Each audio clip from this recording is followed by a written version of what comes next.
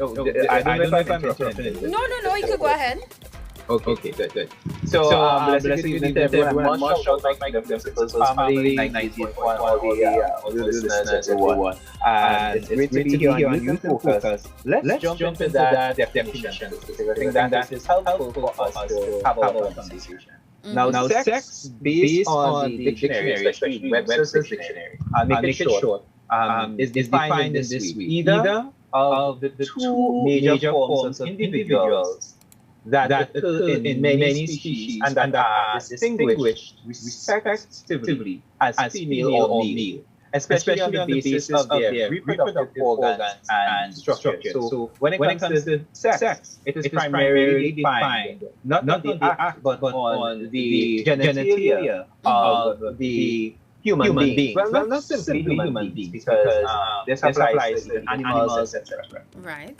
There is a comment that is made in the definition in Webster's dictionary. It says, in the past, couples could hold fast to their dreams about their baby's sex until the moment of truth in the delivery room. And this is said by Jacqueline Mitchell. I don't mispronounce his name. And what this is basically saying is that in times past, before we had technology advanced such a degree that it is this day, parents basically, you just have to wait till the child comes. You can go and find out the gender of your child prior to that. So we have sex primarily defined in that way. However, we know sex from the act, many of us, that jumps into many people's minds.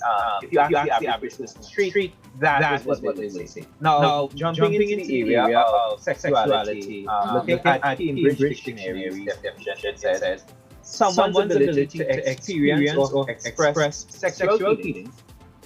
And they have this in brackets said she was uncomfortably aware of her son's developing sexuality. So, where the definition of sexuality is concerned, it is look in the context of how you feel about yourself and about somebody, how your attractions, how that goes there. All right. In one of the most interesting things you can probably find on internet and so on, an article by Medical News Today says, what are the different types of sexuality? So they go into that sexuality aspect. And what they say is, Medical News Today uses definitions of sexual, romantic, and gender identities that come from LGBTQIA+. And allied sources. So this is where things become very interesting. Yes. However, I continue with the article. However, it is important to note that these identities are personal and people may define them differently. Always refer to a person's sexual, romantic, or gender identity the same way the person describes it.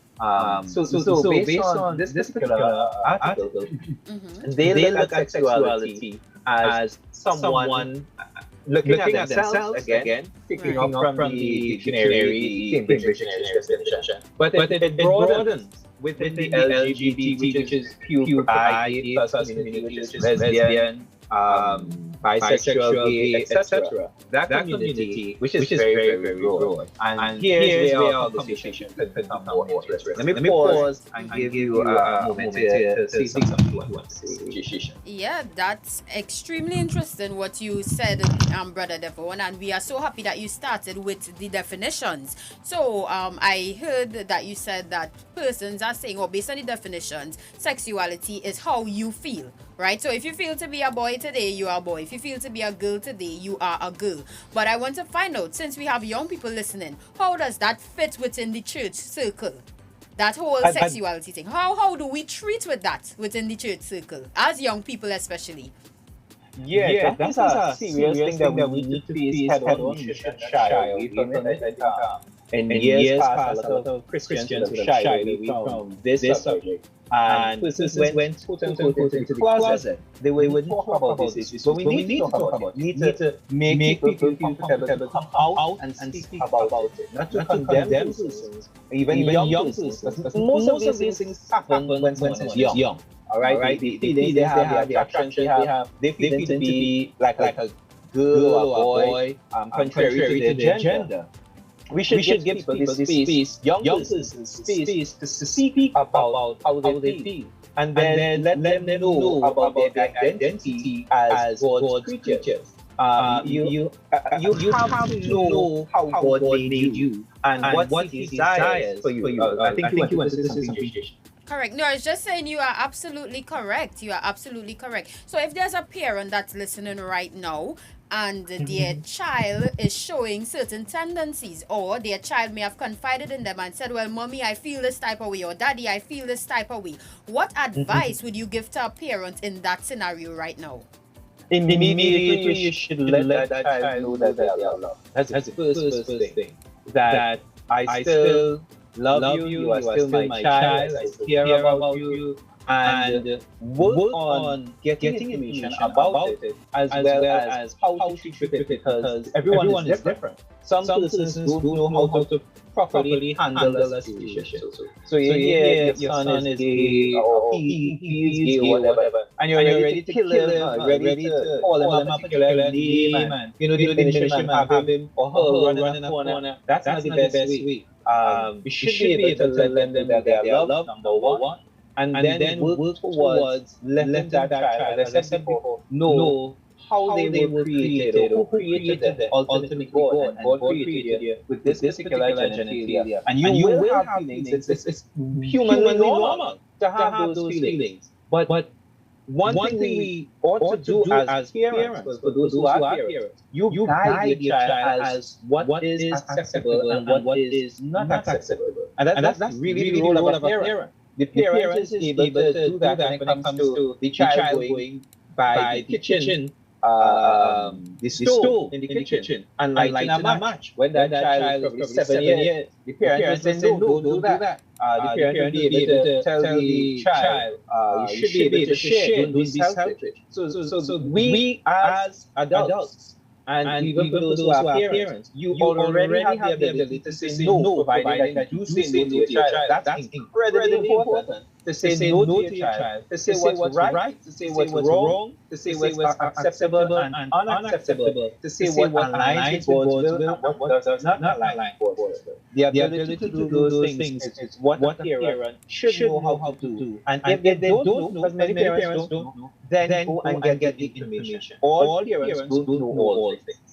A parent may want to guide their children in how to use a fire extinguisher if the child is probably 12 or 14 in the event there's a fire and the parent may not be home or what have you. How would the child know how to use it? The parent themselves might not know. So what would the parent do? You go and find someone who knows how to use a fire extinguisher. So you learn yourself and teach your child accordingly. So if you could do that with a fire extinguisher and many other things, then the same thing can be done when it comes to learning how to treat for that situation of your child saying, I feel this attraction for this my same gender, or I feel like I am a boy even though I'm a girl, and so on. And even to give them this space to explain how you say that you feel like a girl, but then how does a girl feel? How do you know how a girl feels?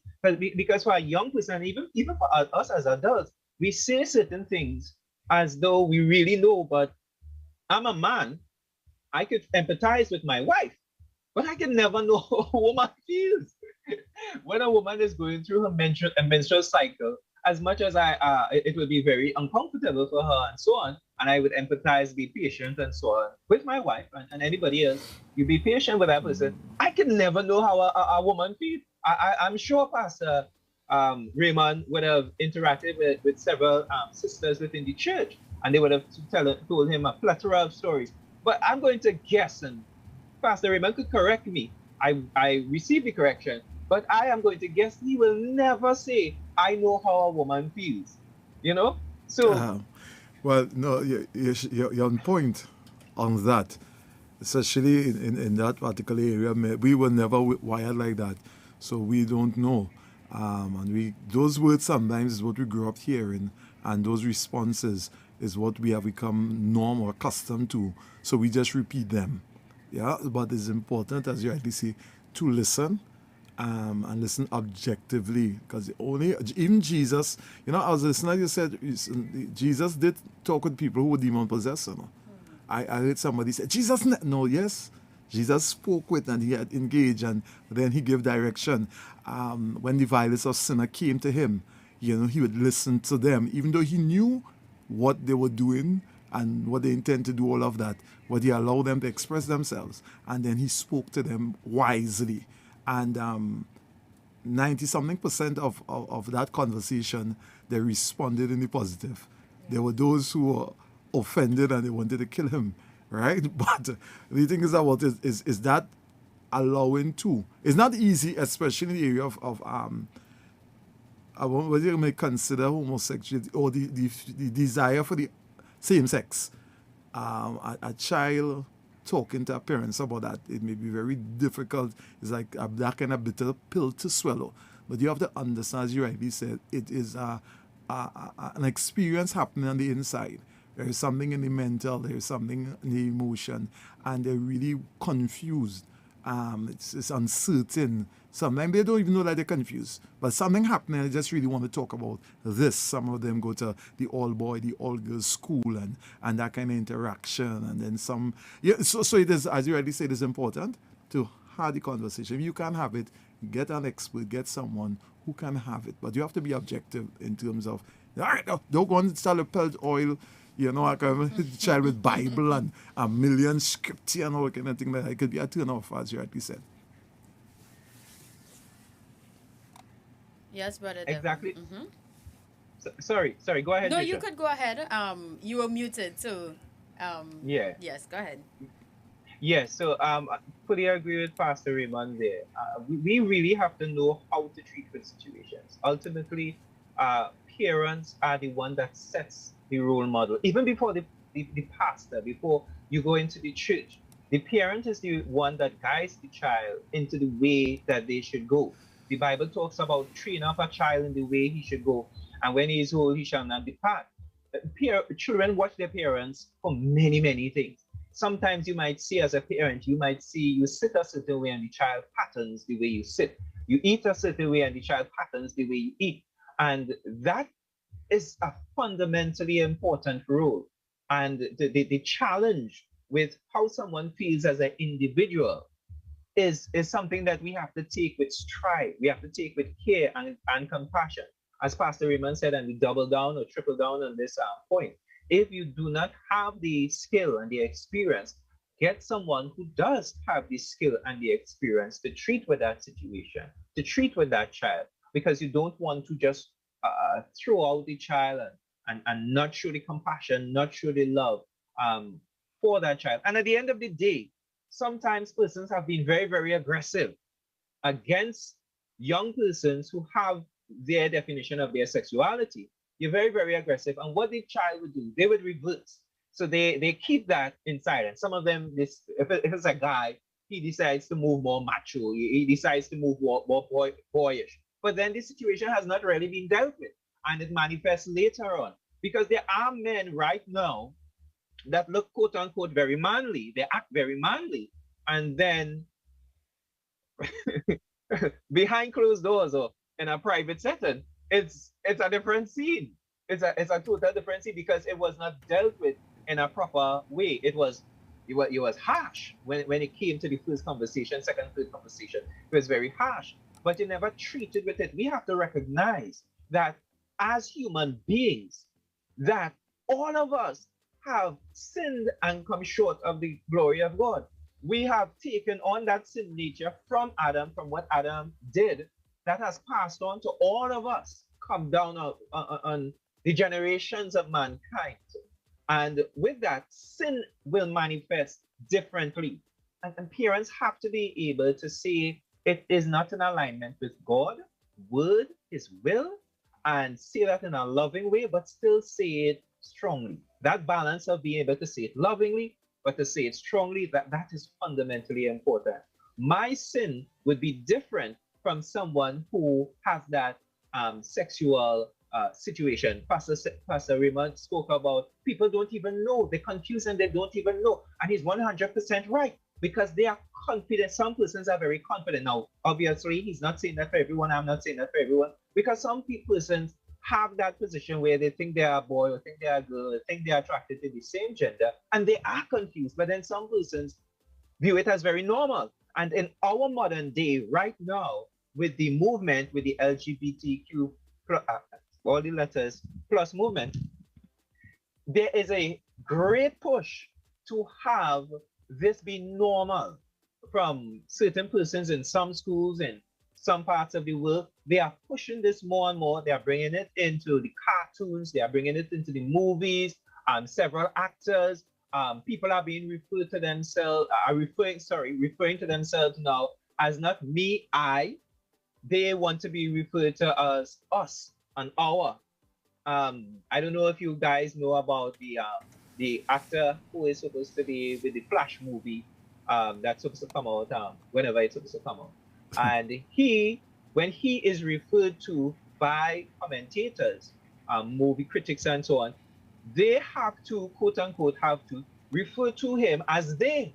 Even though it's Wow. one person, he has to be referred to as they, not him. He can't be referred to as him. That's disrespectful and so on. People have to refer to him as they. So you have all these things happening and it's becoming a normality in society. So there's a great push, but then the word of God gives us the